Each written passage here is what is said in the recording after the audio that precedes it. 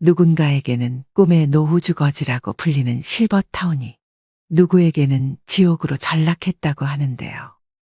여러분은 실버타운이 노인지옥이라는 말에 얼마나 공감하시나요?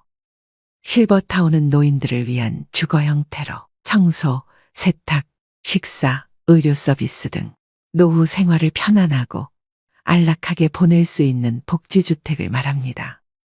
쉽게 말해 유료 양로원이나 노인복지주택을 뜻하죠. 인기가 좋은 실버타운은 대기가 2년이 넘는 곳도 있다고 합니다.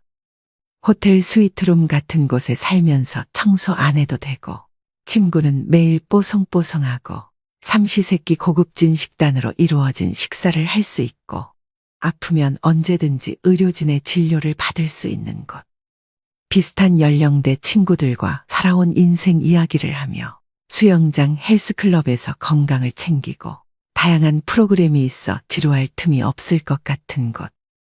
서울 도심이나 인근 도시에 자리 잡고 있어 외출도 자유로울 뿐만 아니라 가족들도 교통체증 없이 수시로 찾아올 수 있는 이곳은 지상낙원으로 비춰질 수 있습니다. 나이 들어 몸이 아프면 만사가 귀찮습니다. 그럴 때마다 누군가 밥도 해주고 청소도 해주고 빨래도 해줬으면 좋겠다는 생각을 하실 텐데요. 이처럼 지금 살고 있는 집보다는 식사, 청소 등 각종 서비스가 제공되는 럭셔리 실버타운에서의 삶을 동경하는 사람들도 적지 않습니다. 이런 생각으로 실버타운에 들어간 77세 박씨 할아버지가 있습니다. 오늘은 이 이야기를 바탕으로 실버타운을 둘러싼 환상과 현실, 그리고 실버타운이 노인지옥이라고 불리는 이유에 대해 말씀드리겠습니다. 이야기의 제목은 이렇습니다. 실버타운은 노인지옥이었다. 77세 박씨 할아버지는 3년 전 새로 생긴 럭셔리 실버타운에 갔다가 한눈에 반했습니다. 바다 앞에 위치한 근사한 22층짜리 신축 건물이었는데요. 1년 내내 기후도 온화해 지금 사는 지역보다 살기 좋을 것 같았습니다.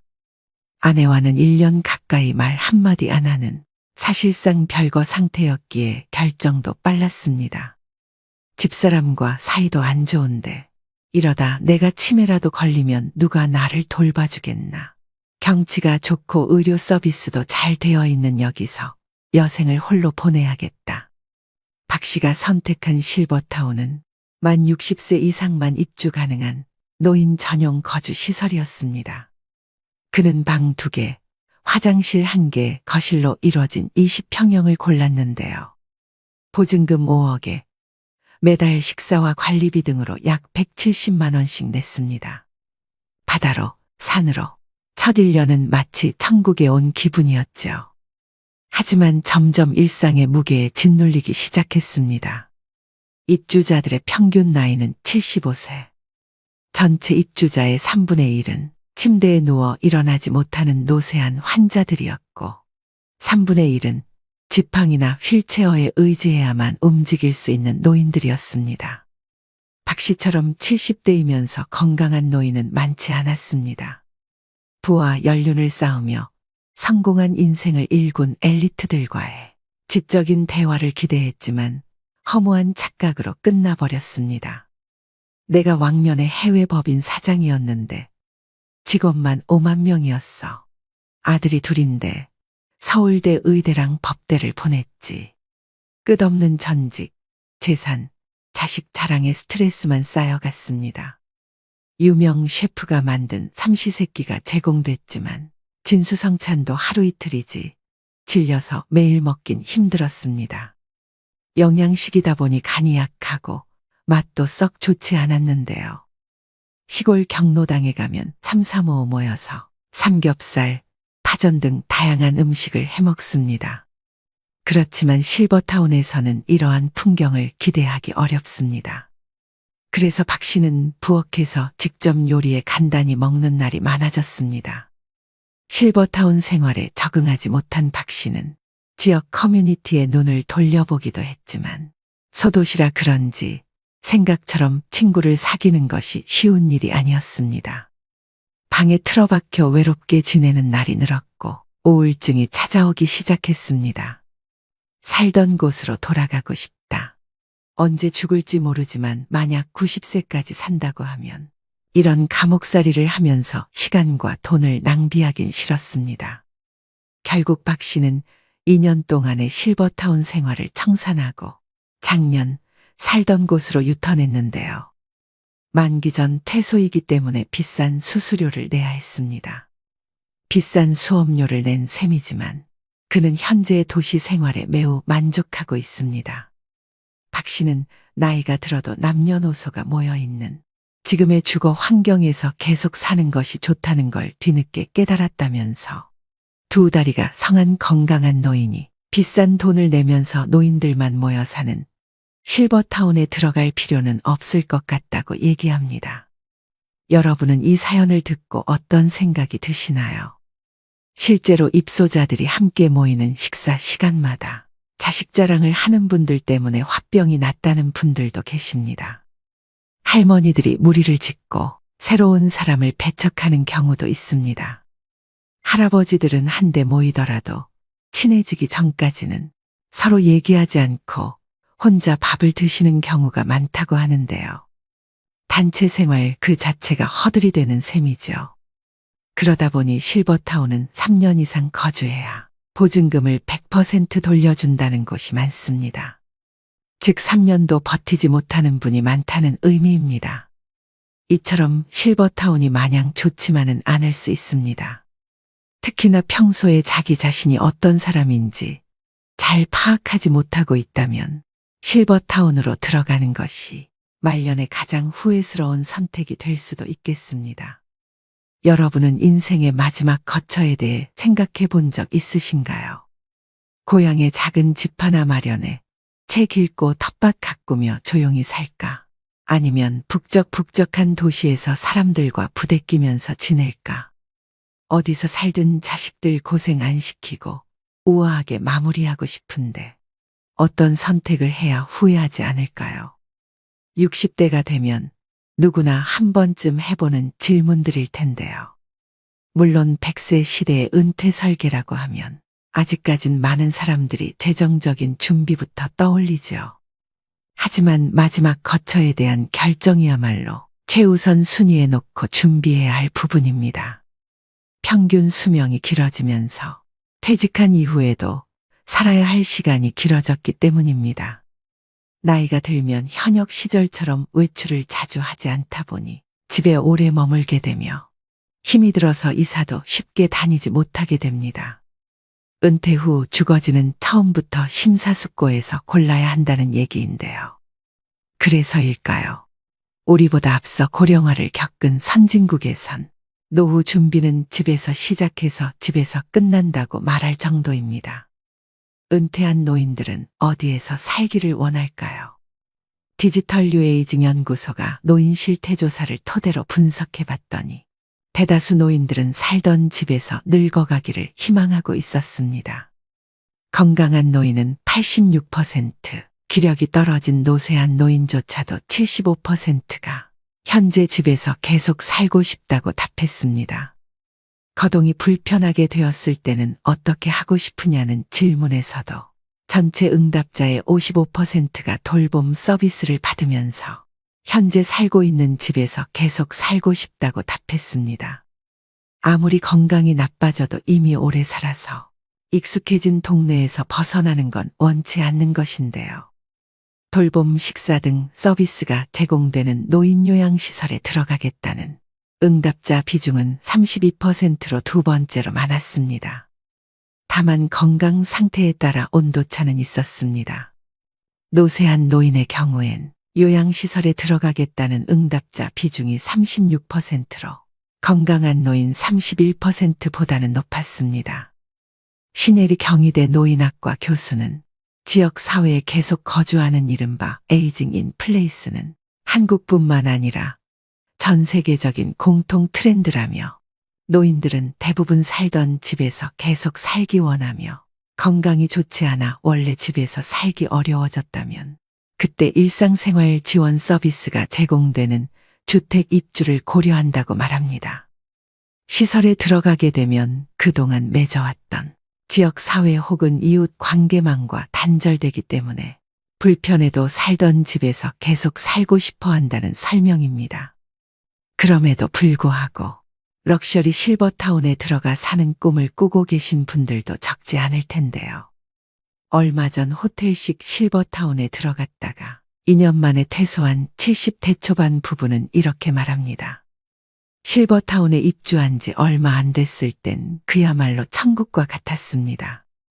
내부의 수영장과 헬스클럽은 물론이고 소극장의 도서관, 당구장, 탁구장, 노래방, 그리고 방문한 가족들과 모임을 가질 수 있는 고급 레스토랑, 스카이라운지에 와인바가 있어 자신이 좋아하는 재즈를 들으며 이웃 친구와 늦도록 담소를 나눌 수 있겠다는 생각에 부부는 행복했습니다. 이게 5년 전의 일입니다. 이곳에서 나중에 거동이 불편할 때라도 보살핌을 잘 받으며 자식들에게 부담 주지 않고 여생을 보내면 되겠구나 하는 생각에 마음까지 홀가분해졌다고 합니다. 첫 몇 개월은 그야말로 구름 위를 걷는 기분이었습니다. 사실 실버타운 안에 있을 때는 호텔 같은 방 안에서 많이 지냈고 시설을 본격적으로 이곳저곳 이용하기보다는 외출해서 친구들을 만나 자랑하기 바빴기 때문에 여전히 방문객처럼 지냈습니다. 입주 후 들뜬 몇 개월이 지나자 점점 일상의 무게에 짓눌리기 시작했습니다. 밥 한 끼를 먹으러 식당에 내려가려 해도 옷을 외출할 때처럼 차려입고 나가야 했습니다. 안 그러면 분위기를 해친다는 말이 나오기 때문이었습니다. 자신과 같은 관심거리를 갖고 있는 사람을 실버타운에서 찾기 어려웠을 뿐만 아니라 모여서 하는 이야기를 들어보면 대개는 끝없는 자기 자랑과 자식 자랑만 늘어놓기 일쑤였습니다. 친구를 만나 이런 하소연을 했더니 대뜸 이런 말을 했습니다. 아니 뭐하러 그렇게 비싼 돈 내고 그런 데 들어가서 사냐. 호텔은 그냥 여행 가서 잠깐씩 다녀오면 되는 거고 그곳에서 제공하는 서비스라면 내가 사는 주상복합 아파트와 별반 다르지도 않아. 나도 아파트에서 나와서 엘리베이터 타고 내려가면 온갖 식당들이 한 빌딩 안에 있고 헬스클럽, 병원의 목욕탕에 커피숍과 슈퍼마켓도 있고 빵집도 있고 그 정도는 건물 밖에 나가지 않아도 살 수 있어. 70대 부부는 실버타운 생활 2년 만에 그곳을 나왔습니다. 이 과정을 거치면서 깨달은 것은 건강한 노인이 비싼 돈을 내면서 노인들만 모여 사는 실버타운에 들어가면 더 빨리 늙는다는 것이었습니다. 은퇴 후 주거 선택은 개인의 취향과 상황, 건강 상태에 따라 다르지만 실버타운의 환상과 현실을 비교하고 신중하게 선택하는 것이 중요합니다. 누군가는 내가 살던 익숙한 집에서 살기를 희망하고 누군가는 아무리 내가 살던 지금 이곳이 좋아도 결국에는 요양원으로 들어가게 되지 않을까 생각하며 미리 마음의 준비를 하고 계실지도 모르겠습니다. 여유가 있다면 요양원 대신 실버타운 입주를 희망하시는 분들이 많습니다. 물론 경제적인 여유가 뒷받침되어야겠지만 좋은 실버타운의 경우 들어가려면 몇 년 이상 대기하는 곳이 있을 정도로 인기가 많은 것도 사실입니다. 하지만 앞서 말씀드렸다시피 실버타운이라고 해서 마냥 다 좋지는 않습니다. 고령화 사회에서는 지역 사회와의 연결성이 더욱 중요해지며 높은 비용의 시설에서만 행복을 찾는 것이 아니라 자신이 속한 지역에서의 안정된 삶을 찾는 것이 현명한 선택일 수 있겠죠. 실버타운에 들어갔다 후회한 80대 김씨 할아버지도 있는데요. 김씨 할아버지는 이제 남은 여생을 자식들에게 피해 주지 않고 말년을 아주 편안하게 지낼 수 있을 것이라는 부푼 꿈을 안고 실버타운에 들어갔습니다. 하지만 막상 실버타운에 들어가 보니 당시 할아버지의 생각이 바뀌는 데는 그리 긴 시간이 걸리지 않았습니다. 실버타운에 처음 들어왔을 때는 유명 대학교 출신 교수, 박사들은 물론 의사, 변호사 출신이었던 사람들이 많이 있었지만 이분들도 하나같이 자기 자랑과 자식 자랑하기 일쑤였다 합니다. 그게 싫어서 그런 사람들이 한 명이라도 무리에 있다면 할아버지는 그들을 피하게 되었습니다. 이럴 때면 혼자 마음 편히 집 주변 공원을 산책할 때가 제일 좋았구나 하는 생각에 잠기곤 했습니다. 하지만 이것이 전부가 아니었습니다. 노인들끼리 모함하고 왕따를 시키고 권위의식의 고집불통 이기주의까지 있을 건 전부 있었다고 합니다. 심지어 서로 의견 충돌로 인해 주먹 다짐도 있어 경찰차가 출동했던 적도 있고 할아버지와 함께 들어온 할머니에게 찝쩍거리다 남편 할아버지에게 들켜서 실버타운에서 공개적으로 혼쭐이 나기도 했답니다. 그 중에서는 사람을 의심하는 노인도 많아 실버타운의 직원들을 괴롭히는 사람도 있었다고 하는데요. 거기 서서 봉급이나 축내지 말고 일하러 왔으면 가만히 있지 말고 몰라도 좀 거들어. 이런 식으로 미운 직원이 눈에 띄면 괴롭히다. 기어코 그 직원을 내쫓기도 했답니다. 자랑은 기본이었습니다.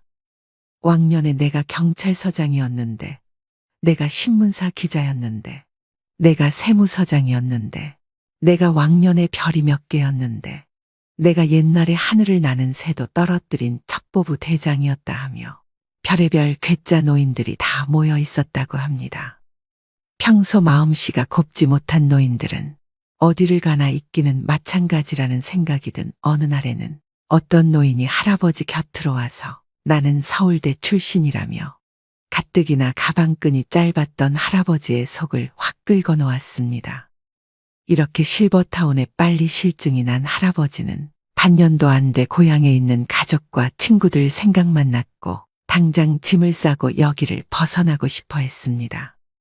보증금 돌려달라고 보채고 싶었지만 시설 측은 이미 건설비 운영비로 전부 들어가 보증금 돌려줄 돈이 없다고 말했답니다. 그래서 그냥 꼼짝없이 돈도 몸도 묶여버렸습니다. 이렇게 최 씨 할아버지가 겪었던 일처럼 이기적이고 탐욕도 많으며 입만 열면 자기 자랑에 자식 남편 또는 아내 자랑 외에는 대화 주제가 거의 없는 사람들이 실버타운에 정말 많습니다. 어느 곳이나 텃세심한 곳이 있는 것처럼요. 사실 노후에는 인생에서 내가 먹고 싶은 음식 해먹고 사는 것이 육체적으로 건강해지는 비결 중 하나입니다. 주변 어르신들 말씀하시는 것을 들어보면 식사 걱정 안 하고 남이 해주는 밥을 먹을 수 있어 실버타운에 가고 싶다고 하신 분들이 많이 있었습니다. 하지만 막상 실버타운에 계시는 어르신들은 식사가 질리는 게 제일 고충이라는 말씀을 하십니다. 먼 나라 미국에는 실버타운에서 치매 환자가 늘고 있다고 합니다. 그곳에서 너무 편하게 살다 보니 머리를 잘 쓰지 않은 것이 치매의 원인이 된 것인데요. 실버타운에 들어갈지 말지 현명하게 결정하기 위해서는 내가 어떤 사람인지 평소에 잘 인지하는 것이 중요합니다. 직접 살림하는 것을 좋아하시는 분들이나 내가 먹고 싶은 것을 직접 해먹는 것을 좋아하는 분들이라면 실버타운은 잘 안 맞을 수 있습니다.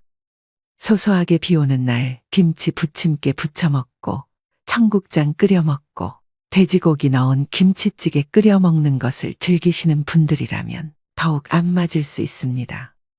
정리하자면 국내에서 실버타운을 경험한 사람들의 대다수가 공통적으로 말하는 점을 두 가지로 추려볼 수 있겠는데요. 첫 번째, 활력을 잃는다.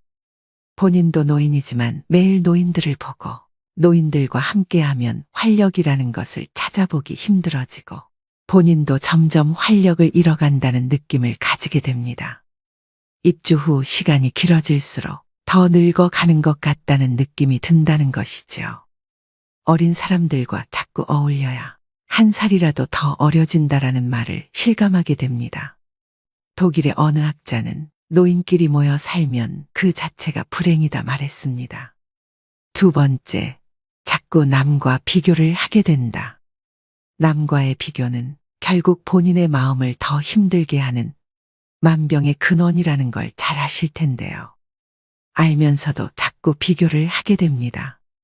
예를 들어 공용 소파에 앉아서 차 한잔하고 있으면 다른 자식들이 엘리베이터에서 내려 부모님 집에 가는 것을 보게 됩니다. 얼마 지나지 않아 다른 손자가 내리는 것을 보게 됩니다. 이젠 남의 집 자식들의 얼굴을 기억합니다. 이건 간단한 예이지만 여러 종류의 다양한 일들에서 남들과 비교를 하게 됩니다. 실버타운이 아니라면 이렇게 구체적으로 비교를 할 일도 없습니다. 비교를 하더라도 그저 일상에서 일어나는 일들로 비교를 할 뿐이죠. 그런데 실버타운은 이런 일들이 집중적으로 일어납니다. 비교할 것들이 너무나도 많이 생겨납니다. 물론 실버타운의 장점도 있습니다. 어떤 곳은 식사는 물론 일주일에 2번씩 청소며 설거지며 빨래까지 해줍니다. 그리고 운동, 요가, 명상, 걷기 등 체력을 단련할 수 있는 프로그램뿐 아니라 치매 예방 관리 프로그램도 제공되는 곳들이 있습니다. 뿐만 아니라 비상 상황을 대비해서 의료 서비스를 제공해주고 친목을 도모하는 다양한 동호회나 공연, 자원봉사를 지원해주는 곳도 있습니다. 만약 성격상 내가 주도해서 하는 것보다 이렇게 누군가 대신 해주는 것을 좋아하는 성격이라면 실버타운은 말년을 보낼 최적의 장소가 될 수 있습니다. 하지만 말씀드렸다시피 단점이 있기 마련입니다. 먼저 실버타운은 비용이 많이 듭니다. 실버타운에 들어갈 경우 월 평균 200에서 350만 원 정도의 돈이 필요하기 때문에 경제적으로 이런 여유가 있지 않은 분들은 쉽게 들어가기 힘든 것도 사실입니다. 또한 어떤 곳은 입주 조건이 매우 까다롭다고 합니다. 아픈 사람들을 받아주는 곳도 있지만 기본적으로 스스로 생활할 수 있는 정도의 건강한 분들만 받는 곳도 있습니다. 아무리 실버타운에 대한 로망이 있다고 해도 평생 살 것이라 생각해 결정하기보다 조금 경험해보고 안 맞으면 나올 수도 있다는 가능성을 열어두는 것이 좋습니다. 대표적인 고급형 실버타운으로 유명한 삼성 노블 카운티의 경우 가장 작은 규모 30평의 집에 1인이 입주할 경우 보증금은 2억 1천만 원에서 2억 7천만 원 수준이라고 합니다. 월세는 60만 원이며 1인 기준 생활비는 155만 원 정도라고 하는데요. 식대는 별도이고 1인당 64만 원 정도라고 합니다. 만약 노인 한 명이 삼성 노블 카운티에 거주할 경우 월세 생활비 식대를 모두 더하면 월 280만 원 정도이고 계약 기간이 3년이라고 생각했을 때 총 들어가는 생활비는 1억 정도가 되며 같은 기준으로 부부가 들어갈 시 3년 동안 1억 5천만 원이 넘는 수준이니 만약 계획이 있으시다면 이런 경제적인 부분들을 미리 따져보는 것이 좋습니다. 많은 분들이 실버타운 대신에 노인복지 주택을 알아보기도 하는데요. 노인복지 주택은 실버타운과 비슷한 개념으로 건강한 노인들을 대상으로 식사, 주거, 의료, 복지 등 편의 시설을 제공하는 주택을 일컫는 말입니다. 노인복지 주택은 크게 민간 분양 노인주택과 공공임대형 노인주택으로 나뉩니다. 민간이 하는 것은 정부가 아닌 기업이 주도해 분양하는 주택입니다. 이 경우에는 자격이 따로 없다고 합니다. 보증금과 임대료 그리고 매매금을 지불할 수 있으면 누구든 신청 가능하다고 합니다. 이곳의 월 비용은 150만 원 이내라고 합니다. 반면 공공임대형 노인주택의 경우 말 그대로 정부에서 지원을 해주는 주택이기 때문에 일정 자격 요건을 갖추어야 합니다. 공공임대형 노인주택 신청 자격은 만 65세 이상의 고령자이고 공공임대주택의 경우 보증금은 200에서 300만 원 정도, 월 임대료는 4만 원에서 6만 원 정도로 저렴합니다. 보건복지부에 따르면 전국 노인복지 주택 39개소에 입소한 인원은 전체 고령 인구의 0.1% 못 미친다고 합니다. 초고령 시대를 맞아 다양한 노년 계층의 수준에 맞는 주거 형태를 지원하는 정책이 마련되어야 할 것입니다. 노년에 한 달에 수백만 원에 달하는 노인 주거 시설의 이용료를 감당할 수 없다면 양로원 혹은 요양원을 이용하는 것 말고는 마땅한 대책이 없는 것이 현실입니다. 하지만 어느 곳에도 해당하지 않는다면 그냥 내가 살던 곳에서 조용히 인생을 마감하는 삶도 참 의미 있을 것입니다. 내 집에서 내 맘대로 사는 게 바로 천국 아닐까요? 세계에서 손꼽히는 장수마을을 블루존이라고 부릅니다. 이들 지역에 가보면 최고급 커뮤니티 시설은 없습니다. 그저 함께 모여 생활하고 대화하며 맛있는 음식을 해먹는 게 전부입니다. 결국 사람이 문제인 것이니 실버타운도 입소 전에 자신의 성격이나 유형을 따져봐야겠습니다. 정부에서도 성격과 성향이 비슷한 사람들끼리 모일 수 있도록 노인복지주택 유형을 다양하게 개발해 공급하면 좋겠다는 생각을 해봅니다. 오늘 말씀드린 실버타운의 장단점을 고려하셔서 노후의 거처는 여러분에게 정말 천국 같은 곳에서 지내시길 바라봅니다. 오늘도 노후의 지혜와 함께 해주셔서 감사드립니다. 황금빛으로 무르익어가는 여러분의 지혜로운 인생을 언제나 응원합니다. 요즘 실버타운 광고가 눈에 띄게 많이 보이고 있습니다. 정부가 10년 가까이 막았던 분양형 실버타운을 다시 허용하는 쪽으로 가닥을 잡은 가운데 얼마 전 9년 만에 도입하기로 했다고 합니다. 최고급 시설과 편리한 커뮤니티 시설 등 화려한 광고로 노년의 우리들을 유혹합니다. 광고를 보고 실버타운 입주를 고려하는 사람들이 많아졌습니다. 은퇴 후 행복한 삶을 꿈꾸며 많은 사람들이 선망하는 실버타운.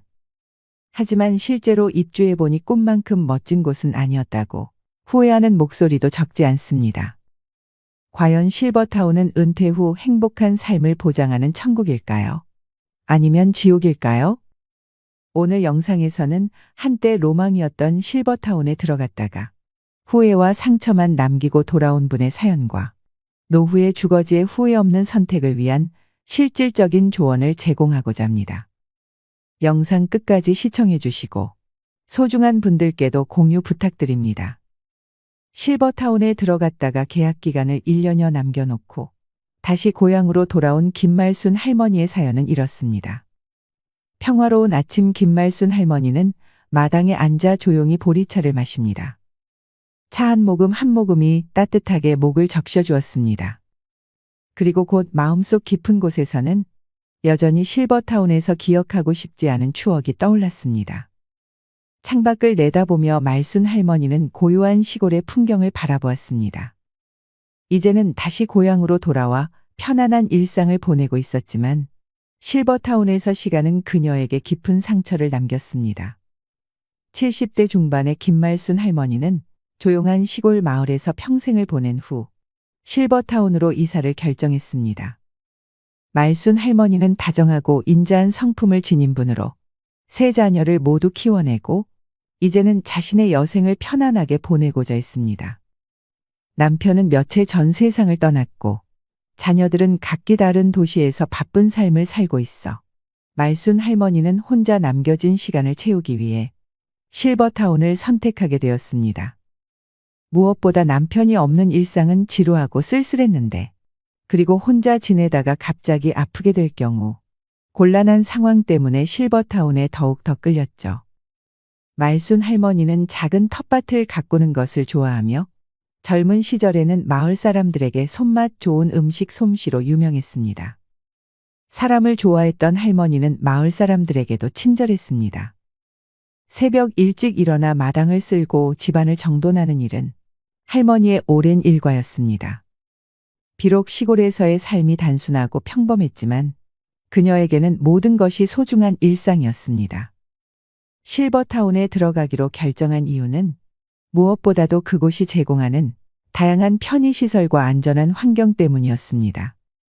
할머니는 실버타운에서 새로운 친구를 사귀고 건강하게 여생을 보내리라 기대에 부풀어 있었습니다. 처음에는 고급스러운 시설과 친절한 직원들 덕분에 할머니의 기대는 현실이 되는 듯 보였습니다. 김말순 할머니는 실버타운에 들어가기로 결심하고 많은 정보를 알아보았습니다. 그러나 할머니의 마음 한구석에는 꺼림칙한 감정이 자리 잡기 시작했습니다. 먼저 실버타운에 입주하는데 필요한 금액이 너무 비쌌습니다.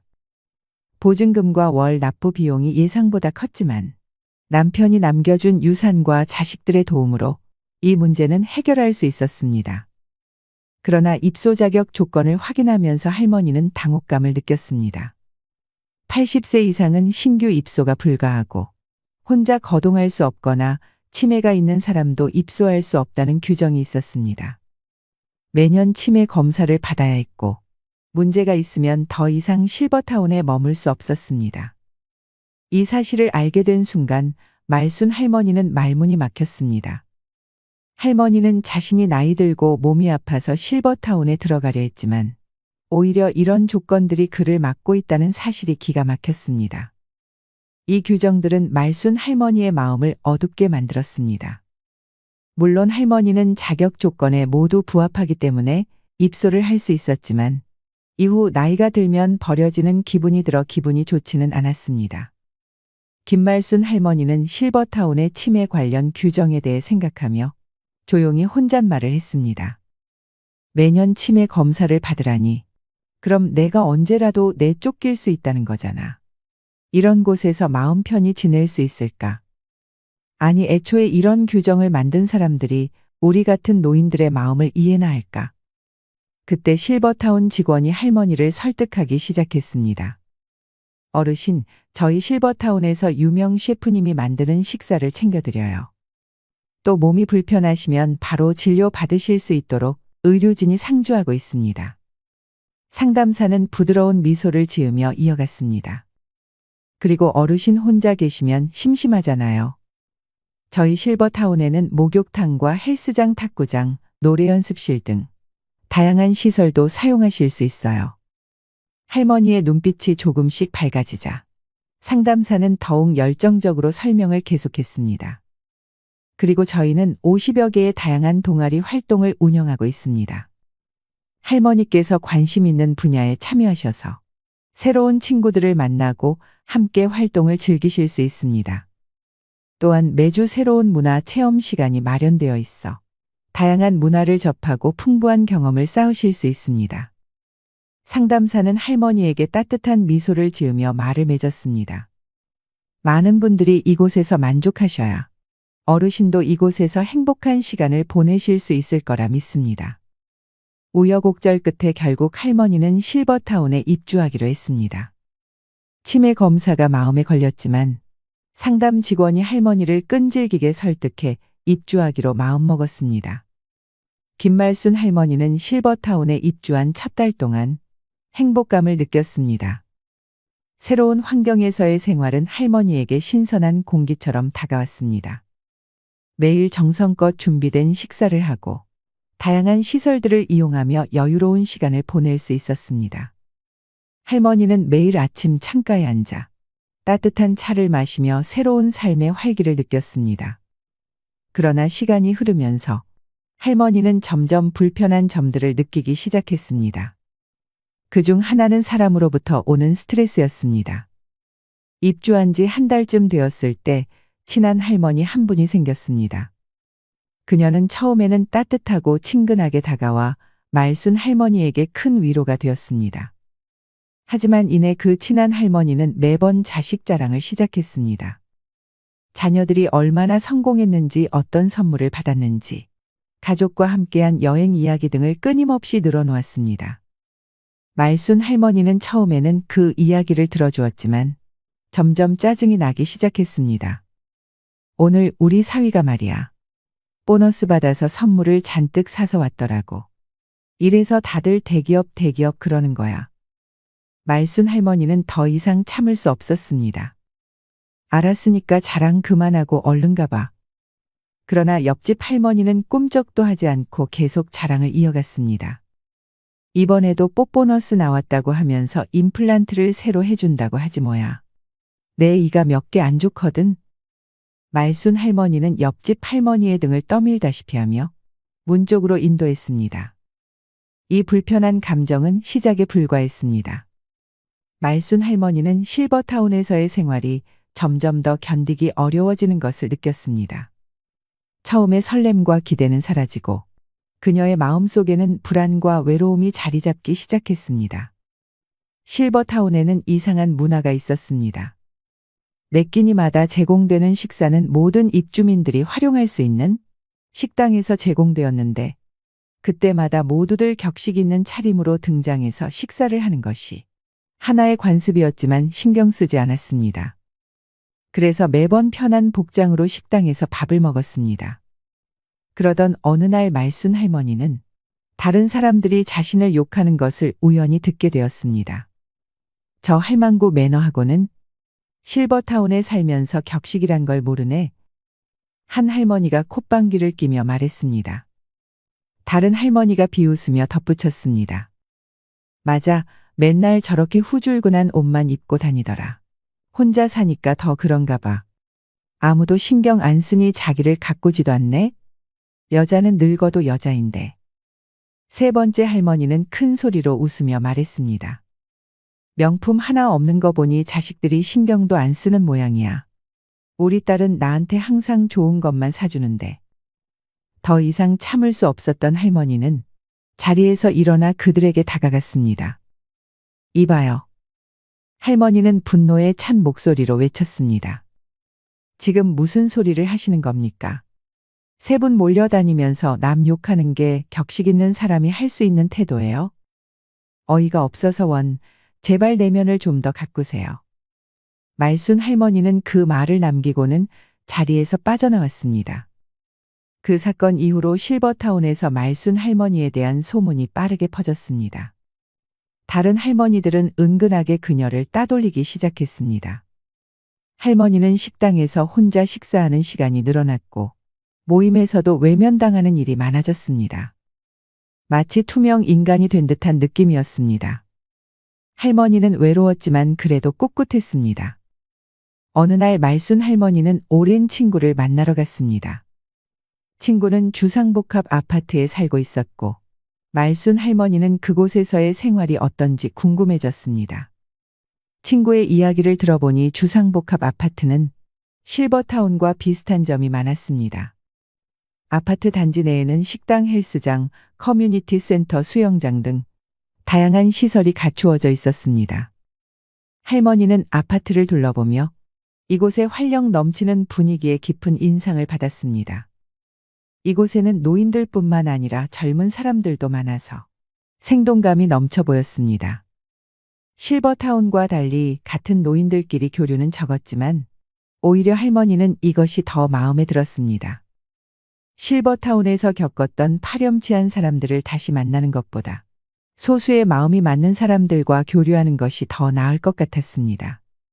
물론 시설은 실버타운이 조금 더 좋았지만 아파트도 못지 않았습니다. 그리고 무엇보다 입주 비용이 크게 차이가 났죠. 친구와의 식사를 마치고 집에 돌아오는 길에 생각했습니다. 물론 장점도 있었지만 이제는 단점들만 눈에 들어오기 시작했습니다. 실버타운에서 제공하는 셰프의 음식은 처음에는 좋았지만 매번 먹다 보니 질리기 시작했습니다. 노인들을 상대로 한 메뉴라서 음식은 싱거워 맛이 없었고 집밥이 그리웠습니다. 광고에서는 많은 노인들이 있어 친구를 많이 사귈 수 있을 것이라고 했지만 현실은 달랐습니다. 대화 주제가 맞지 않아 교류가 거의 없었습니다. 실버타운의 노인들은 결국 모여서 남 욕이나 하고 자기 자식 자랑만 했습니다. 말순 할머니는 그런 사람들과 어울리는 것이 점점 불편해졌습니다. 값비싼 비용, 질리는 음식, 다른 사람 눈치를 봐야 하는 생활 방식, 그리고 무엇보다도 남의 이야기를 좋아하는 사람들 속에서 그녀는 진정한 행복을 찾지 못했습니다. 그래서 할머니는 결국 실버타운을 떠나기로 결심했습니다. 다른 할머니들은 말순 할머니의 결정을 말렸지만 그녀의 결심을 꺾을 수는 없었습니다. 여기를 떠난다고 해서 더 나은 곳이 있을까요? 한 할머니가 물었지만 말순 할머니는 단호히 대답했습니다. 여기서는 제 마음이 편하지 않아요. 더 이상은 못 참겠어요. 그렇게 말순 할머니는 결국 계약 기간을 채우지 못하고 위약금을 내고 실버타운을 떠났습니다. 다시 고향으로 돌아온 할머니는 편안한 내 집에서 새로운 삶을 시작했습니다. 우리는 나이 들면 어떤 곳에서 살지 고민하게 됩니다. 지금은 예전처럼 자기 집에서 가족의 보살핌을 받으며 여생을 보내기 어려운 현실입니다. 많은 노인이 실버타운이나 요양원 같은 노인 주거시설에서 삶의 마지막을 보내다가 병원에서 숨을 거둡니다. 많은 사람들이 그렇겠지만 형편이 닿는다면 제 집처럼 편안한 곳을 선택하고 싶을 것입니다. 실버타운은 일반 양로원과 비교할 때 경제적으로 여유가 있는 노년층이 선택할 수 있는 주거시설을 의미합니다. 24시간 경비 시스템, 최첨단 스마트 홈 시스템, 전용 골프 코스, 스파, 헬스장 등 상상 이상의 혜택을 누릴 수 있습니다. 이는 단순한 물질적인 풍요를 넘어 특별한 삶을 향한 열망을 충족시켜 주지요. 하지만 실버타운의 현실은 달랐습니다. 화려함 뒤에는 여러 가지 문제점이 존재합니다. 다음은 실버타운에 같이 입주한 80대 후반 부부의 말로입니다. 실버타운에 살던 80대 후반 노인 부부가 말이다. 젊어서부터 그렇게 부부 싸움을 해왔다는데 그날 점심에 남편만 밥을 먹으러 내려왔고 식사 후 혼자서 산보를 하더니만 방에 올라와 보니까 할머니가 욕조 미끄럼 방지 손잡이에 목을 맸지 뭐니. 결혼한 지 60년이 지났는데도 아직 싸울 거리가 남아있으니 기운도 좋다고 사람들마다 욕을 하더라. 우연찮은 기회로 실버타운에서 저녁 식사를 하고 건물을 한 바퀴 돌면서 실버타운에서 일하고 계신 이모님이 들려주신 비극입니다. 실버타운에서 노인들의 문제가 심각하다면서 일주일 전에 이모님 옆방에 입소한 할아버지는 부인이 돌아가시고 스스로 식사와 생활을 건사하지 못하자 자식들이 이 실버타운에 모셨습니다. 들어온 지 일주일 만에 아침을 먹으러 내려오지 않아 직원들이 올라가 보니 옆으로 누운 채로, 그러니까 벽 하나를 사이에 두고 이모님 방 쪽 침대를 향해 누운 채로 돌아가셨답니다. 실버타운을 운영하는 이들이 일상으로 대하는 비극입니다. 그러니까 말이다, 제명을 다하고 간 사람은 벽 하나를 두고 옆에서 죽어도 하나도 안 무서운데 투시는 목을 매든 떠난 사람의 방은 그 앞을 지나가기도 무섭더라. 삶과 죽음을 의연하게 받아들이고 마지막까지 자기 운명을 살아간 사람들이야. 노래하며 춤추며 저승길을 걸어가겠지만 처참한 노년을 살아가는 사람들은 하루하루가 비극일 테지요. 13년 전만 해도 실버타운 입주자들의 평균 연령이 75세였는데 먼저 살던 사람들은 늙고 새로 들어온 사람들은 고령자들 뿐이라 그런지 지금은 평균 연령이 85세랍니다. 식사 후 현관 앞 의자에 앉아 담소를 나누다 한두 시간 지나서 집 안으로 들어가곤 했는데 이젠 노인들이 10분을 못 넘긴다고 합니다. 제가 이모님이랑 실버타운 주위에 만들어진 산책길에서 산보를 하는 동안 추우니까 죄다 들어가 버렸어. 예전에는 이 앞에 잔뜩 앉아들 있었는데라는 말을 거듭하였습니다. 쓸쓸한 표정으로 말이죠. 실버타운에 입소한 한 할머니는 지난번 검사 결과로 약을 바꿔 드시면서 정신이 더 맑아지고 밤이나 낮이나 약에 취해 누워 계시던 모습 대신 요즘에는 하루 종일 침대에 앉아 TV 보고 계신다고 하는데요. 이모님 말에 의하면 90 중반을 넘기면서 할머니가 바뀐 점이 고집이 너무 세졌다고 합니다. 이젠 당신이 하고 싶은 것만 하지 생활규칙이나 약속은 지독히도 안 지키신다는 말을 덧붙이셨습니다. 그래서 노인분들이 이 할머니를 싫어해서 같이 늙은 마당에 왕따 아닌 왕따를 당하고 있다고 했지요. 직원 입장에서 7시 30분에 아침 식사도 전화를 하고 사람이 올라가서 모셔 내려와야 하니 직원들로는 보통 고달픈 일이 아니랍니다. 하지만 이곳 실버타운 원장님 말씀은 다릅니다. 노인들이 살기에 실버타운은 최고의 천국이라고 합니다. 외로움도 없고 불편할 일도 없다는 것이지요. 누구 말이 맞는 걸까요? 실버타운의 환상과 현실 사이에서 지금도 실버타운 입주를 고민하고 계신 분들이 있으실 거라 생각됩니다. 본인의 성향과 취향을 잘 고려하셔서 판단하셔야 됩니다. 실버타운은 나와 맞지 않는 것 같아라고 생각하시는 분들도 인생의 마지막을 보낼 거주지를 잘 선택하셔야 되는데요. 노후엔 어떤 집에서 살아야 할까? 노년기를 앞두면 누구나 해보는 고민입니다. 여러분은 현재 어떤 집에서 살고 계신가요? 은퇴 이후 넓고 탁 트인 정원에서 반려동물과 뛰노는 한적한 시골 생활 또는 도심 속 문화시설이 가득한 곳에서의 여유로운 도시 생활을 꿈꾸기도 합니다. 이미 그런 집에서 살고 계신 분도 또는 주거지 이동을 고민 중인 분도 계실 텐데요. 실제로 예비 은퇴자 2명 중 1명은 은퇴 이사를 고민한다고 합니다. 한 조사에 따르면 50에서 65세 중장년 2,000명에게 노후의 주거지에 대해 물었더니 지금 집에서 계속 살겠다와 다른 집으로 이사하겠다는 응답이 반반이었습니다.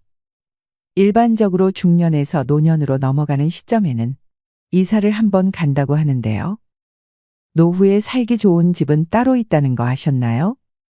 우리는 나이가 들면 자식보다 믿을 건 집밖에 없다고 얘기하기도 합니다. 이처럼 노후의 보금자리는 인생 후반을 행복하게 보내기 위해 간과해서는 안 될 중요한 요소입니다. 노후에 살기 좋은 6가지 집에 대해 알아보겠습니다. 첫 번째, 최소 10평 미만의 집은 피해라. 최소 10평 미만의 집은 피해라입니다. 실제로 60대 이후에는 자녀들을 모두 출가시키고 부부 또는 혼자 사는 시니어들이 많습니다. 이때 무조건 작은 집으로 가야겠다는 생각에 10평 미만의 집을 선택하는 경우도 있는데 보통 정부에서 지원하는 실버 임대주택의 경우에도 전용 8평, 10평 정도가 많고 오피스텔의 경우에도 10평이 채 안 되는 곳이 많습니다. 하지만 나이가 들면 너무 좁은 집에는 살 수 없습니다. 여기서 좁은 집이라고 하는 것은 10평 미만을 이야기하는 것입니다. 10평이라는 것이 사람이 자기가 원하는 물건을 놓고 정신적 안정감을 추구하기에 최저 조건이며 흔히 말하는 복지적 공간이라고 합니다.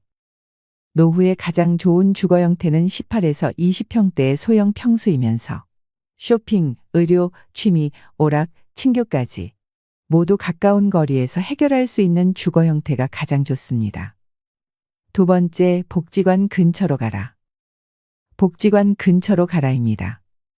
우리나라의 집은 학군에 따라서 집값이 결정되는데 반해 초고령 사회인 일본은 복지관 근처 집값이 굉장히 비싸다고 합니다.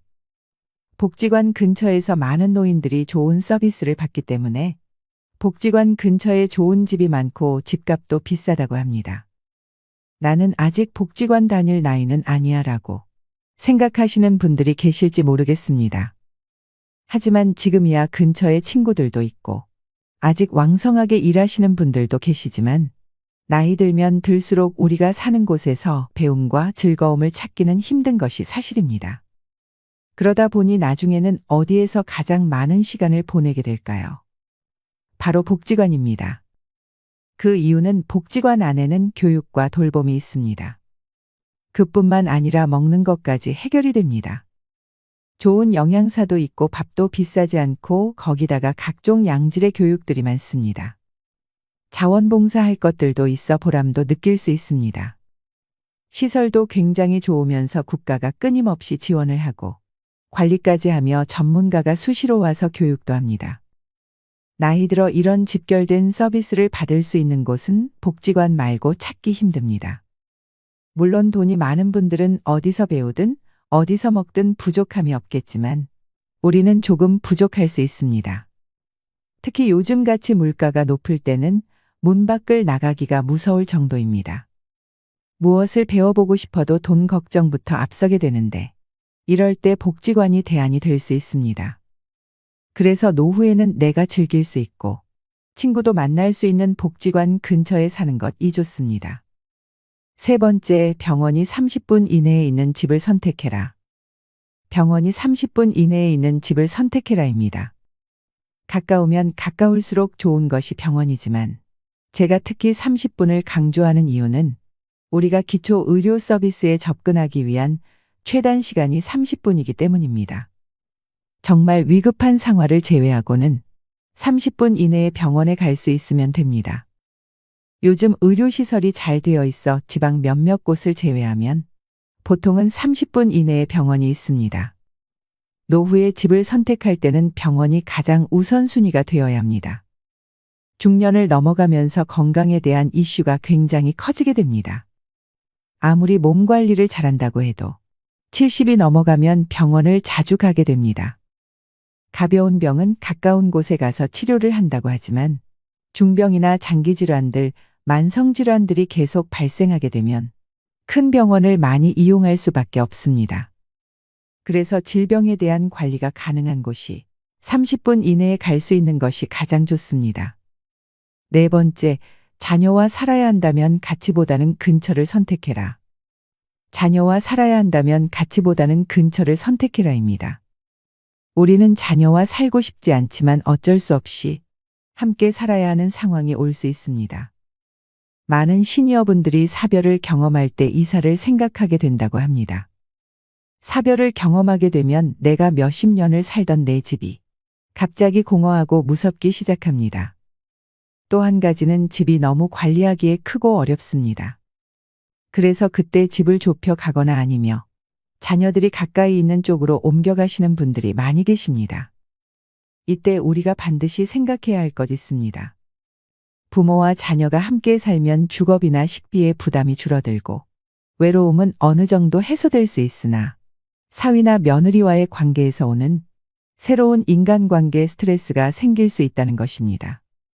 따라서 자녀와 함께 살아야 한다면 함께보다는 근처에서 사는 것이 가장 이상적입니다.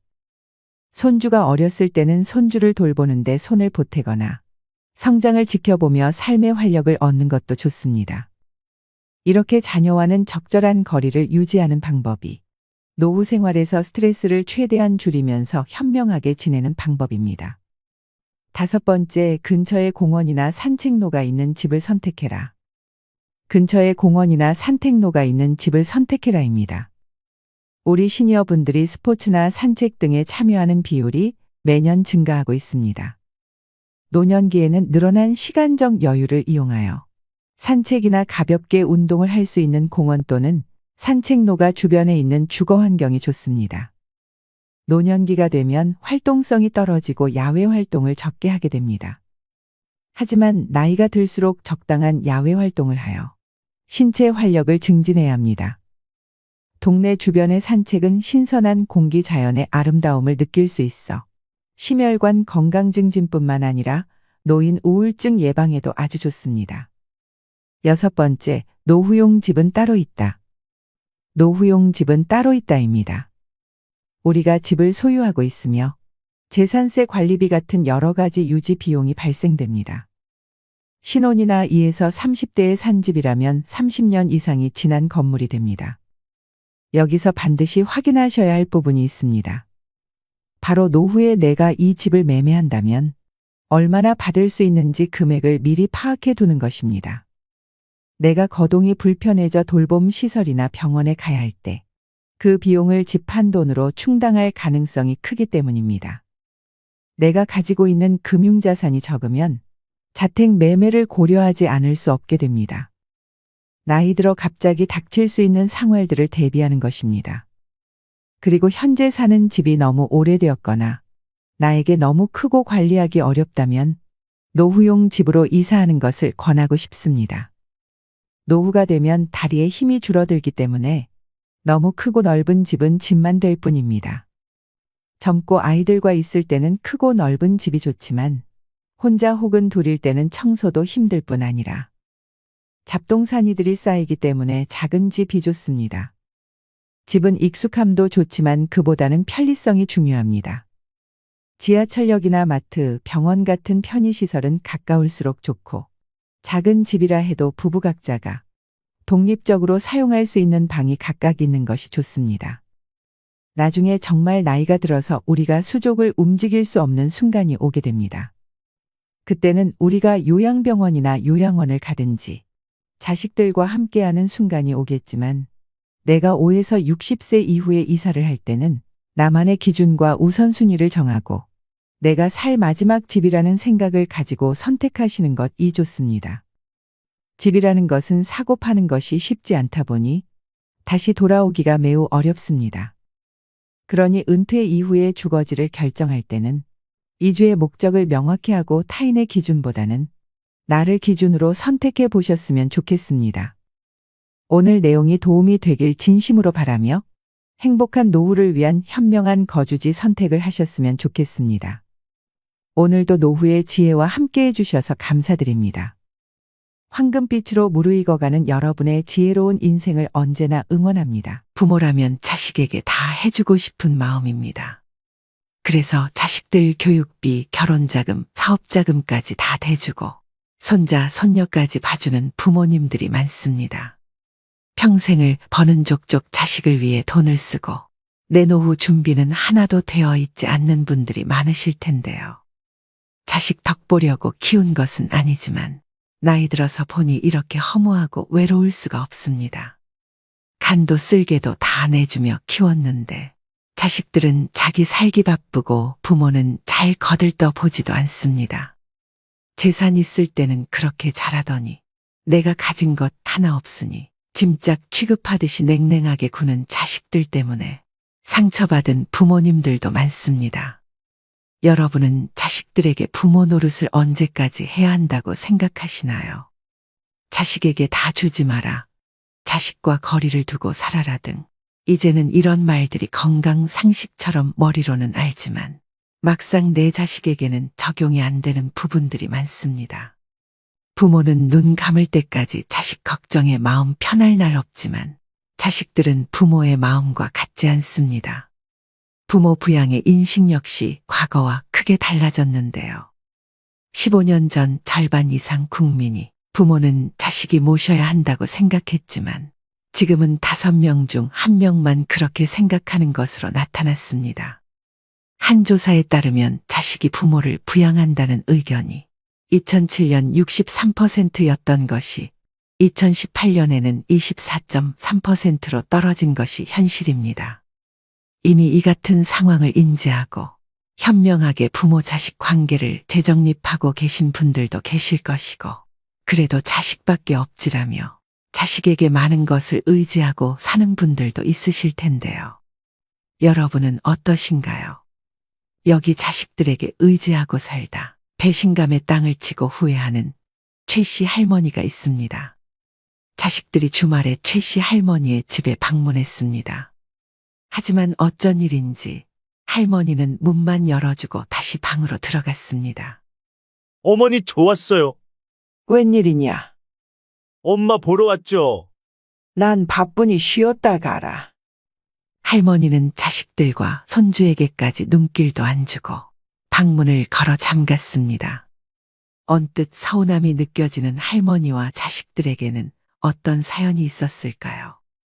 할머니는 어릴 적 10살도 채 되기 전에 어머니가 지병으로 세상을 떠나게 되면서 가족 모두 함께 농사를 지으러 작은 시골 마을로 이사를 했습니다. 그렇게 가족들과 논농사와 콩농사를 지으며 생계를 꾸리다 할머니는 19의 고운 나이에 띠동갑 연상의 군인이었던 남편을 만나 결혼을 했습니다. 결혼하고 초반에 남편은 너무 다정했고 그렇게 어머니의 빈자리를 느끼지 못할 만큼 할머니는 행복한 하루하루를 보냈습니다. 하지만 그 행복은 오래가지 못했습니다. 전쟁이 발발하며 다른 나라로 파병을 가게 된 남편은 무사히 돌아와 할머니와 2명의 자식을 낳았지만 시간이 갈수록 남편은 전쟁 후유증으로 인해 알코올 중독자가 되었습니다. 사람이 전쟁이나 고문, 자연재해 사고 같은 큰 사건을 겪은 뒤에는 공포감이나 불안, 우울증이나 불면증을 경험하게 되는데 최 씨 할머니의 남편도 이를 피할 수 없었습니다. 할머니의 남편은 점점 술을 마시는 빈도가 높아졌고 심지어 폭력을 행사하기도 했습니다. 남편과 좋은 추억들이 많았던 할머니는 차마 남편을 두고 도망을 갈 수는 없었지만 자식들을 맞고 살게 키울 수가 없어 고향에 있는 이복 동생의 집에 자식들을 맡겼습니다. 할머니는 자식들이 어딜 가든 지금 여기보다는 나을 것이라 생각했습니다. 하지만 자식들은 그곳에서 심한 차별을 겪어야 했습니다. 할머니는 농사를 하며 번 돈을 이복 동생에게 보냈음에도 할머니의 자식들에게 제대로 밥을 주지 않았고 힘든 일을 도맡아 시켰습니다. 얘 빨리 일어나지 못해? 밥값 해야 할 거 아니야. 여기도 집안 사정이 넉넉하지 않았기에 자식들은 꿀꿀이 죽을 먹어야 했습니다. 꿀꿀이 죽은 돼지 먹이로 사용해야 할 정도의 조악한 재료가 들어갔는데 대부분은 미군 부대의 병영에서 식사를 끝내고 버린 음식물 쓰레기였습니다. 휴전 이후에도 우리나라의 사정이 워낙 궁핍했던 탓에 1970년대 초중반까지 미군 부대 근처 시장이나 골목의 허름한 식당에서 많이 팔았던 것이 꿀꿀이 죽이었습니다. 이렇게 자식들은 부모 곁을 떠나 힘든 어린 시절을 보내야 했습니다. 하지만 남편이 세상을 떠나고 할머니는 다시 자식들을 집으로 오게 할 수 있었습니다.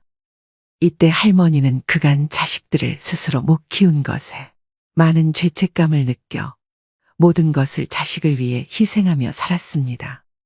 자식들은 그저 공부만 할 수 있게 집안일도 모두 할머니 스스로 도맡아 하며 자식들이 하고 싶다는 것은 아낌없이 지원해줬습니다. 그렇게 오랜 시간이 지나서 자식들도 모두 결혼을 했습니다. 최 씨 할머니는 그래도 꽤 긴 시간 뒷바라지를 하며 자식들을 출가시키고 마음이 한결 가벼웠습니다. 자식들이 독립을 해도 집에 자주 찾아왔고 자식들이 집에 올 때면 자식들을 위해 이것저것 싸주며 결혼했음에도 챙겨주고 싶은 마음이 가득한 할머니였습니다. 그렇게 가득 챙겨줄 때마다 할머니는 정성스레 쓴 손편지도 같이 건네주었습니다. 며느리도 어찌나 착하던지 집에 올 때마다 엄마 엄마 하며 아주 살갑게 할머니를 대해줬습니다. 엄마, 어디 아픈 데는 없으시죠? 부탁할 거 있으면 언제든 얘기하세요. 그래, 고맙다, 세아가. 며느리는 할머니가 무언가를 줄 때마다 기쁘게 받았고 그 기쁜 모습을 볼 때마다 할머니는 더 챙겨주고 싶었습니다. 그렇게 그날도 어김없이 한가득 음식과 간식을 아들과 며느리 손에 쥐어주었습니다. 그날 할머니는 저녁에 산책을 가려고 하는데 길가에 버려진 간식들을 보았습니다. 저게 뭔가 싶어서 가까이 갔던 할머니는 오전에 자기가 자식에게 주었던 그 간식과 같은 것임을 확인했습니다. 그 간식은 이 주변에 팔았던 간식이기에 누가 저 아까운 것을 버리고 갔나 확인해 봤더니 그 안에는 할머니가 정성스럽게 적었던 손편지가 같이 들어 있었습니다. 그랬습니다. 할머니가 줬던 음식들과 간식들은 대부분 아들과 며느리는 차에 타기 전에 그 동네에 버리고 간 것입니다. 할머니는 실수로 두고 갔다고 생각하고 싶었습니다. 다음에 자식들이 왔을 때 마찬가지로 아들 내외에게 간식들을 잔뜩 챙겨주러 안방에 들어갔던 할머니는 아들과 며느리가 수군대는 소리를 들었습니다. 할머니는 작은 소리에도 잠을 잘 못 주무실 만큼 귀가 예민했고 때문에 며느리의 말을 또렷이 들을 수 있었습니다. 그만 좀 주시라고 해. 이런 거 누가 먹는다고. 저번에 주신 것도 너무 냄새나서 차 타기 전에 바로 버렸잖아. 버리는 것도 다 일이라고. 어떻게 그래? 저렇게 좋아하시는데. 그때 버려진 간식이 실수가 아니었다는 것을 할머니는 그제서야 깨달았습니다. 할머니는 그 자리에서 두 손 한가득 들고 있던 간식들을 내려놓았습니다. 그러고는 다시 거실로 나와서 아이고, 내가 너네 주려고 간식을 사놓는다는 걸 오늘은 깜빡했나 보구나. 나이 드니 기억이 영 가물가물하네. 다음에는 꼭 챙겨주마. 그래, 괜찮아, 엄마. 맞아요. 아직 주신 간식들도 집에 많이 있어요. 라고 말하며 좋아하는 표정을 숨기지 못하는 며느리의 모습을 보며 할머니는 씁쓸했습니다. 그래도 자식 온다고 음식을 만들어서 싸놓았던 도시락을 자식들에게 건네며 이거라도 가져가라고 했습니다. 순간 며느리의 표정은 일그러졌지만 할머니는 애써 무시하며 아들에게 도시락을 건네주었습니다. 아들 부부가 차에 타는 모습을 할머니는 지켜봤습니다. 하지만 얼마 안 가 아들 내외는 마트에서 노란색 비닐봉투를 사고 나왔습니다. 그 자리에서 며느리가 눈살을 찌푸리며 할머니가 준 도시락에 있는 음식들을 모조리 쓰레기 봉투 안에 담고 할머니 집 건물 앞에 버리고 다시 출발했습니다. 그 음식은 할머니가 잠도 줄여가며 이른 새벽부터 만든 음식이었습니다. 그 다음에 자식들이 찾아왔을 때 할머니는 며느리가 음식을 버린 사실을 모른 채 했습니다. 대신 몸이 불편하다며 오늘은 줄 것이 없다고 말했습니다. 요새 몸이 안 좋아서 뭐 하나 줄 게 없구나. 그러자 며느리는 뻔뻔스럽게 답합니다. 어머니, 저번에 해주신 멸치볶음 너무 맛있었는데 서운해요. 할머니는 그런 며느리가 가증스러웠다 한들 관계만 더 나빠지니 그냥 나나 모른 척하고 앞으로 안 챙겨주면 된다고 생각했습니다. 생각해보니 이제껏 집에 올 때면 뭐 하나 챙겨오는 것도 없고 왜 자꾸 집에 오는지도 궁금했습니다. 그렇다고 올 때마다 할머니에게 말을 걸기보다는 자기들끼리 이야기할 때가 많았습니다. 할머니는 며느리가 잠깐 외출한 사이 아들에게 물었습니다. 너네 처갓댁에는 자주 가니? 그럼 처갓댁에 갈 때면 매일 고급 와인이랑 좋은 거 사다가 포장해서 들고 가. 라고 하며 눈치 없는 아들은 자기가 처갓댁에 얼마나 잘하는지 자기 어머니에게 자랑했습니다. 할머니 집에 올 때는 이제껏 딱 한 번 마트에 파는 10,000원 조금 넘는 음료수 세트를 사온 적이 전부였습니다. 하지만 아들의 자랑은 거기서 멈추지 않았습니다. 저번에 장인어른이랑 50만 원짜리 하는 고급 와인 마셨는데 맛이 기가 막히더라고요. 그 근처에 새로 생긴 음식점이 있는데 어찌나 맛있던지. 이렇게 자랑하며 끝까지 엄마 데리고 한번 가야겠다는 말조차 하지 않았습니다. 할머니는 며느리가 빈손으로 올 때마다 그냥 요새 물가도 많이 오르고 살기 힘드니 이해하고 넘어갔지만 자기 친정 챙길 때는 그렇게 돈을 많이 쓴다는 사실을 이제 알았습니다. 이 눈치 없는 아들놈은 할머니의 씁쓸한 표정을 보고 그제서야 말을 돌립니다. 그건 그렇고 이 집값 많이 올랐더라, 엄마? 기분 좋겠어? 많이 오르고 말고가 뭐가 중요해? 어차피 죽을 때까지 이 집에서 살 건데. 이후 할머니가 잠깐 친구와 통화를 하러 안방에 들어간 사이 아들과 며느리는 집안 구석구석을 보기 시작합니다. 할머니가 전화를 마치고 거실로 나가려는데 소곤소곤 하는 말소리가 들려왔습니다. 여기는 우리 우주 공부방으로 하면 될 것 같고, 저 큰 방은 자기랑 나랑 쓰면 될 것 같은데. 요새 시세가 많이 올라서 지금 팔면 아주 딱이긴 한데, 그냥 사는 것도 나쁘지 않을 것 같네. 근데 언제쯤 우리 여기로 이사 올 수 있는 거야? 조금만 기다려. 요새 엄마가 치맥기가 있는 것 같으니까. 저번에도 우리 주려던 간식 사놓은 줄 알았는데 안 사놓으신 걸 보면 확실하다. 그 원래 엄마가 그런 거 절대 잊어버리지 않거든. 조만간 치매가 올 게 분명해. 동생은 어차피 이 집에 잘 오지도 않으니까 분명 우리한테 넘겨주실 거야. 그니까 이 집 오기 싫어도 조금만 참아. 집을 준다고 단 한 번도 입 밖으로 꺼낸 적도 없고 나중에 눈 감을 때나 주려고 했었지만 아들 내외는 할머니의 의견은 안중에도 없고 미리 자기들이 이 집을 어떻게 쓸지에 열띤 토론을 벌이고 있었습니다. 할머니는 화가 나다 못해 어이가 없었습니다. 엄마가 어릴 때 나 버리고 산 거에 엄청 미안해 하거든. 내가 불쌍한 척 부탁하면 다 들어주실 거야. 할머니는 아들을 버린 것이 아니라 지키려고 보냈다고 생각했고 실제로 그랬지만 아들은 자신이 그때 버려졌다고 생각했던 것 같습니다. 하지만 아들과 다시 만난 이후로 할머니는 누구보다 자식들을 위하며 살았습니다. 최선을 다해 자식들을 위했기에 할머니는 이번 아들과 며느리의 대화에 크게 실망했습니다. 얼마 후 어버이날이 다가왔습니다. 저녁에는 처가를 가야 한다며 할머니와는 점심 약속을 잡았습니다. 이번에도 매년 갔던 가성비 있는 갈빗집에 들어왔습니다. 자식들 큰돈 쓰지 말라고 항상 이곳이 가장 좋다며 매 여기를 가자고 졸랐던 할머니였습니다. 하지만 오늘은 할머니도 고급진 음식을 먹고 싶었습니다. 할머니는 이 근처 대게집이 새로 생겼으니 그곳으로 가자고 했습니다. 하지만 그곳을 말하자 아들과 며느리는 당황한 기색을 숨기지 못했습니다. 사실 그곳은 저녁에 처갓댁과 함께 가기로 했던 대게집이었던 것이었습니다.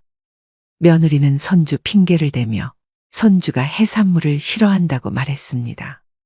결국 그날도 어김없이 매년 갔던 고깃집으로 들어갔습니다.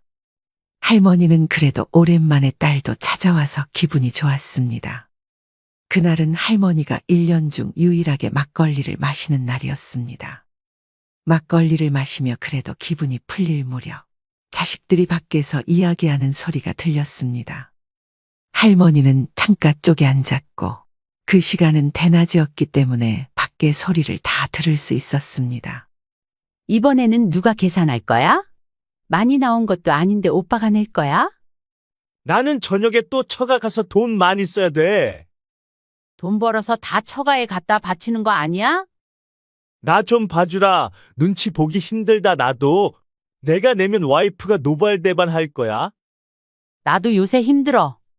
그리고 엄마 집에 가면서 이것저것 많이 받았을 거 아니야? 엄마가 주는 걸 오죽 좋아해. 너는 집에 오면서 그런 말을 해라. 거기 가는 게 얼마나 귀찮고 힘든 줄 아냐? 할머니는 이렇게 점점 언성을 높이며 싸우는 자식들을 보며 그 자리에서 일어났습니다. 그러고는 고기를 채 반도 먹지 않은 상태에서 뒷주머니에 있는 작은 흰 뭉치에서 돈을 꺼내 계산대로 향했습니다. 그러고는 다시 자식들이 돌아왔고 할머니는 화장실을 간다고 하며 집으로 돌아갔습니다. 아니, 집으로 돌아가면 자식들이 찾아올 게 뻔했기에 근처 공원으로 발걸음을 돌렸습니다. 자식들에게는 취했으니 나 먼저 집으로 들어간다는 문자 한 통을 남기고 공원으로 발걸음을 재촉했습니다. 그날은 공원에 사람도 없고 참으로 조용했습니다. 그 자리에서 들리는 것은 할머니의 숨죽이는 울음소리 뿐이었습니다. 집에 들어갔을 때는 자식들이 들어와 있었습니다. 할머니는 혼자 방에 들어가 조용히 눈물을 다시 한번 삼켰습니다.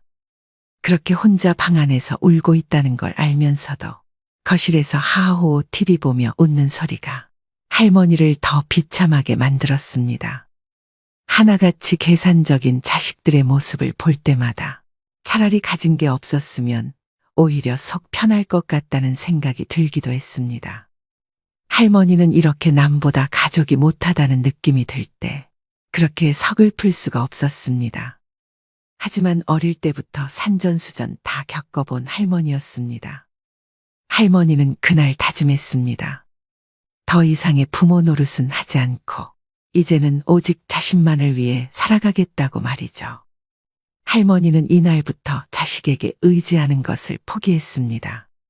예전에는 자식들에게 미안해하면서도 이런 부탁 저런 부탁을 했었는데 그렇게 할머니가 부탁할 때면 자식들은 억지로 들어주기 일쑤였습니다. 그런 모습이 보기 싫어서 하고 싶었던 것을 많이 포기했던 할머니였습니다. 하지만 이제 할머니는 스스로 배우기를 시작했습니다. 버스 타는 것부터 택시 잡는 법까지 주변 어르신들 혹은 그냥 지나가는 행인에게 물어보며 실수도 해가며 하나씩 배워갔습니다. 차라리 모르는 사람에게 부탁하는 게 자식들에게 부탁해서 자식들 귀찮아하는 표정을 보는 것보다는 마음이 편했습니다. 집도 주택연금을 받기 위해 정보를 알아보았습니다. 집만큼은 절대 자식들에게 줄 마음이 없었고 어차피 주택연금 받는 법을 자식들에게 물어봤자 자식들은 반대할 것이 뻔했기 때문에 이것도 할머니 스스로가 알아보았습니다. 이렇게 할머니는 혼자 잘 지내는 법을 하나씩 배워가며 자식들이 집에 와도 이제는 문만 열어주고 자기 할 일 하기 바빴습니다. 뭔가 이상함을 느낀 아들과 며느리는 몰래 방으로 들어가 할머니가 집담보로 주택연금을 받으려 한다는 사실을 알게 됐습니다. 그러자 며느리는 화를 참지 못해 할머니에게 다가가 물었습니다. 어머니, 이 집 담보로 주택연금 받으시려고요? 누구 맘대로요? 누구 맘대로라니. 내 집 내 맘대로 하겠다는데 뭐가 문제니? 아니, 저희 이 집 주시려는 거 아니었어요? 제가 이 집을 얼마나 자주 와서 어머니를 모셨는데 어떻게 이래요? 모시긴 뭘 모셔. 내가 준 거 전부 다 버리고. 버릴 거면 너네 집 주변에 버리지. 왜 내 집 주변에 갖다 버리니? 그리고 애초에 니네가 이 집에 뭐 하나라도 제대로 들고 온 적 있니? 너네 친정에는 그렇게 돈 쓰는 거 내가 모를 줄 알았니? 할 말이 없었던 며느리 대신 남편이 와서 엄마에게 화를 냅니다. 엄마, 기억도 가물가물한데 이 집에서 평생 살아서 뭐 하게요? 치매 걸리면 누가 돌봐준다고요? 치매, 내 기억력 아직 멀쩡하다. 아, 저번에 간식, 너네가 하도 주는 거 갖다 버리길래 일부러 거짓말 한 거다. 나 아직 쌩쌩하고 설령 치매 걸린다고 해도 너네한테 돌봐달라고 할 일 죽었다 깨어나도 없으니 그만 썩 나가라. 아들과 며느리는 버텼지만 할머니는 집에 있는 소금을 당장 뿌리기 전에 얼른 나가라고 소리쳤습니다. 처음 보는 할머니의 모습에 겁을 먹은 아들과 며느리는 잽싸게 도망갔습니다. 할머니는 이후 복지센터에 가서 수업도 듣고 집에 있을 때면 화분을 가꾸는 등 자신이 살고 싶었던 삶에 집중했습니다. 할머니는 연금과 모아둔 돈을 자신에게 써가며 남은 노후는 더 이상 자식들을 위해서가 아닌 자기 자신을 위한 삶을 살았습니다. 여러분, 최 씨 할머니의 기가 막힌 사연을 듣고 어떤 생각이 드시나요? 요즘에는 많은 사람들이 자식 덕볼 생각하지 말라고 말합니다. 말년에 편할 줄 알았는데 혼자 독수공방하며 키웠건만 대학 졸업 후 결혼하더니 자식들이 엄마 알기를 마당에 똥개 취급합니다 하며 서러움에 우는 분들도 있습니다. 고령화 시대에 이제는 부모를 버려야 한다, 부모를 버려야 자식이 산다라는 자극적인 문구를 내세우며 언론에서는 너나 할 것 없이 앞다퉈서 우리의 안타까운 현실을 고발합니다. 보건복지부가 발표한 보고서에 따르면 지난해 노인학대 신고 건수는 무려 1만 6천 건에 달한다고 합니다. 하루에 44건의 신고가 접수된 것인데요. 연도별 학대 신고 건수도 꾸준히 증가하고 있습니다. 그런데 노인의 학대가 대부분 가정에서 일어난다는 것을 알고 계신가요? 전체 85%가 가정 내에서 발생한 학대였다고 합니다. 사랑하는 자식에게 학대를 당한 노인들의 가슴에는 시퍼런 멍만 남습니다. 초고령화 사회로 접어들고 있는 만큼 자식에게 버림받는 부모의 사연은 가볍게 봐서는 안 될 문제입니다. 자신을 돌볼 틈도 없이 노후를 향해 열심히 달려온 윗세대 앞에 느닷없이 등장하는 복병이 있습니다. 독립하지 못하는 성인 자녀, 갑자기 닥쳐오는 부모의 간병, 황혼이 온 리스크가 그것들로 모두 사랑하는 가족과 관련됩니다. 인생의 함정과도 같은 이 위기를 잘 극복하려면 무엇을 준비해야 할까요? 오늘은 부모의 노후를 갉아먹는 자녀 리스크에 관한 이야기를 해볼까 합니다. 부모 품으로 돌아가는 성인 자녀, 이른바 캥거루족이 늘고 고령화되고 있습니다. 연구에 따르면 만 19세에서 49세 성인 남녀 중 30%가 부모와 동거 중입니다. 40대라 해도 미혼자는 50%가 부모와 함께 삽니다. 만원과 비혼 풍조가 퍼지고 취업난과 주거비 부담이 겹치면서 자녀들이 독립하지 못하고 있는 것입니다. 한국 부모들은 자녀에 대한 무분별한 지원이 문제가 됩니다. 많은 교육비를 투여한 것도 모자라 자녀가 결혼하면 집 팔고 대출받아 지원해주는 것을 당연하게 여깁니다. 더 심각한 것은 결혼 후에도 사업자금이나 생활비, 교육비 등의 명목으로 손을 벌리는 자녀들이 적지 않다는 점입니다. 이렇게 되면 아무리 노후 계획을 탄탄하게 세웠다 해도 무용지물이 됩니다. 우리 주변에는 자녀들의 등살에 다 쓰고 죽겠다며 선포했던 부모의 노후 계획이 흔들리는 슬픈 이야기들이 넘쳐납니다. 유전유효, 무전무효라거나 미리 재산을 안 주면 시달려서 죽고 찔끔찔끔 주면 쫄려서 죽고 다 주면 굶어 죽는다는 슬픈 우스갯 얘기마저 나도는 상황입니다. 성인 자녀 입에서 노인은 돈 쓸 일도 없지 않느냐라거나 여유 있으면서 왜 안 도와주느냐, 상속 미리 한다고 생각하시라는 말이 나올 정도면 부모 자식 관계는 악화될 대로 악화된 상태입니다. 하지만 평소 자녀 리스크에 대비할 것을 누누이 강조해온 전문가들은 노후 자산을 너무 쉽게 내어주다가는 자칫 부모와 자녀 세대가 함께 무너질 수 있다고 경계합니다. 그렇다면 자녀 리스크를 피하려면 어떻게 해야 할까요? 첫째, 부모의 노후 계획에 대해 자녀들에게 정확히 설명해주고 부모의 노후도 소중하다는 점을 공유해야 합니다. 부모 재산의 소유권은 부모에게 있다는 점도 분명히 해둘 필요가 있습니다. 50대, 60대는 자녀 교육에 올인하는 동시에 부모 봉양 부담도 짊어진 낀 세대입니다. 부모 세대가 80세를 넘어서면 건강이 급격히 악화되고 보살핌이 필요해지는 경우도 생깁니다. 자신의 노후 준비도 안 돼 있건만 기나긴 간병 부담에 맞닥뜨리는 것입니다. 독박 간병의 고통은 겪어보지 않은 사람은 알 수 없습니다. 특히 노인의 정신적 퇴행을 가져오는 치매는 간병하는 사람의 심신을 갉아먹는 재앙에 가깝습니다. 부모님은 내가 모시고 간다. 2013년 한류 스타의 아버지가 이런 유서를 남기고 부모님과 함께 세상을 뜬 사건이 일어나 세상을 놀라게 했습니다. 평소 극진한 효자였던 아버지는 연예인인 자녀들을 배려해 혼자 부모 간병 부담을 짊어졌고 우울증에 걸렸을지언정 힘들다는 내색조차 비치지 않았다고 합니다. 오랜 세월 부모님 밥을 떠먹여 드릴 정도로 간병에 몸바쳐온 효자가 부모를 돌아가시게 한 페류나가 돼버린 것입니다. 그들을 사지로 내몬 것은 효도하는 자식이었을까요? 아픈 부모였을까요? 우리는 이런 문제들에 대해 진지하게 고민해야 합니다. 둘째, 자녀에게 경제적 자립심을 갖게 해주고 금융교육을 시키는 것이 명문대 졸업장보다 훨씬 중요합니다. 자녀가 스스로의 힘으로 살아갈 수 있도록 교육해야 한다는 얘기인데 이게 가능하려면 부모 스스로도 자녀에 대한 집착에서 벗어나야 합니다. 특히 저성장 시대에는 여건에 맞게 소비를 조절하고 절약하는 능력이 절실해집니다.